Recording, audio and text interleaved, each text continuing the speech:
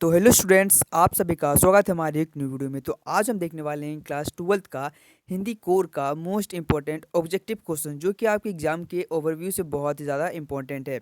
आप लोग वीडियो को थोड़ा सा स्किप मत करिएगा और पूरे वीडियो को ध्यान से देखिए, क्योंकि आपके एग्जाम में जो क्वेश्चन है बहुत बार रिपीट करते हैं। तो यहाँ पे जो मैं जितने भी सारे क्वेश्चन बता रहा हूँ, हो सकता है कि आपका जो उसमें एग्जाम में आपको देखने को मिल जाए।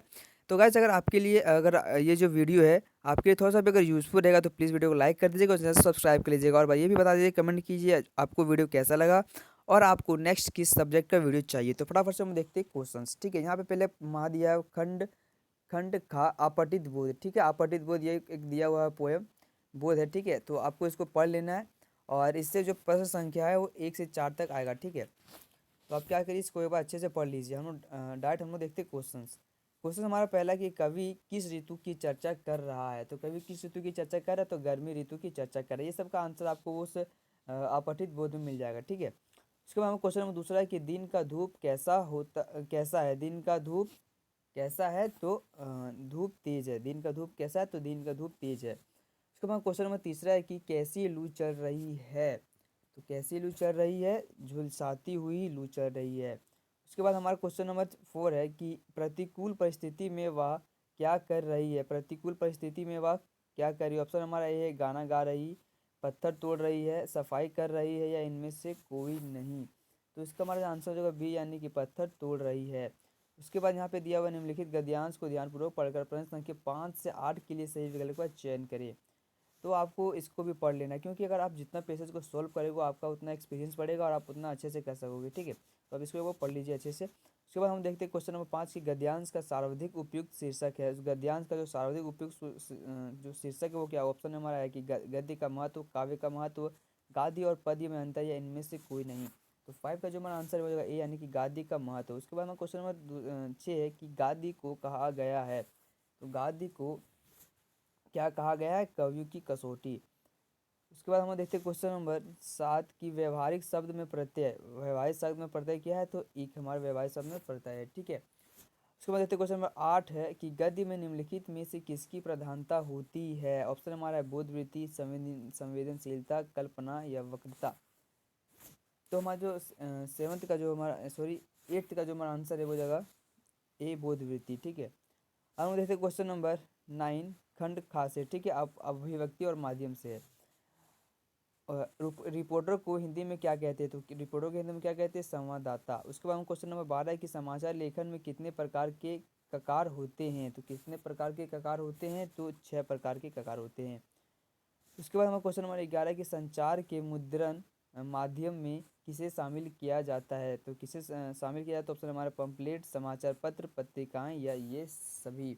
तो क्या होगा इसका आंसर, ये सभी हो जाएगा। ठीक है, उसके बाद क्वेश्चन नंबर 12 है कि संचार प्रक्रिया की शुरुआत कहाँ से होती है। संचार प्रक्रिया की जो शुरुआत है वो कहाँ से होती है, तो कहाँ से होती है, संदेश से होती है। उसके बाद हमारा क्वेश्चन नंबर है 13 की सूचनाओं का संकलन कर संपादन तक पहुँचाने की जिम्मेदारी किसकी होती है। तो किसकी होती है, तो संवाददाता की होती है, यानी इसको बोलते हैं रिपोर्टर की होती है। उसके बाद हम देखते हैं क्वेश्चन नंबर 14 की फीचर के लिए हिंदी में कौन सा शब्द प्रयुक्त होता है। तो कौन सा शब्द प्रयुक्त होता है, तो रूपक। ठीक है, तो क्वेश्चन नंबर 15 के विचारों के आदान प्रदान की इनमें से सबसे पुरानी परंपरा कौन सी है। तो सबसे पुरानी परंपरा कौन सी है, पत्राचार। हम देखते हैं क्वेश्चन नंबर 16 की जनसंचार के लिए अंग्रेजी में कौन सा शब्द प्रयुक्त होता है। कौन सा शब्द प्रयुक्त होता है, तो कम्युनिकेशन। तो मैं क्वेश्चन नंबर 17 की संचार की प्रक्रिया जब बड़े पैमाने पर होती है तब उसे क्या कहते हैं। तो उसे क्या कहते हैं, जनसंचार।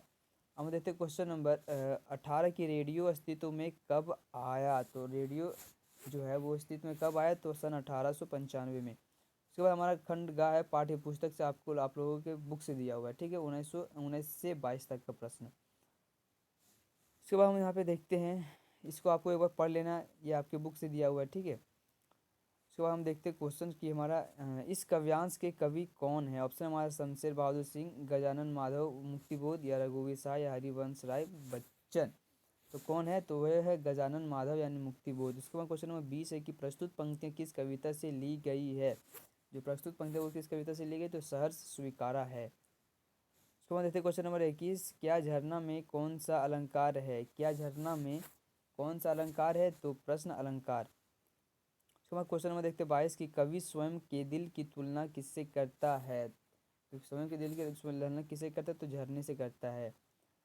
अब हम देखते हैं क्वेश्चन नंबर 23 की दिन जल्दी जल्दी ढलता है कविता के अनुसार क्या कभी वापस नहीं आता? तो क्या वापस नहीं आता? धन दौलत तो आता है, दोस्त के साथ मस्ती भी आता है, रुपये पैसा भी आता है, लेकिन बीता हुआ समय कभी वापस नहीं आता है। उसके बाद क्वेश्चन नंबर है 24 के कवि के अनुसार क्या शाश्वत है? तो कवि के अनुसार क्या शाश्वत है? तो चिड़ियों की उड़ान। उसके बाद क्वेश्चन नंबर 25 है कि कैमरे में बंद उपाहिज कविता में आधार पर समर्थ शक्तिवान कौन है? तो समर्थ शक्तिवान कौन है? तो पत्रकार।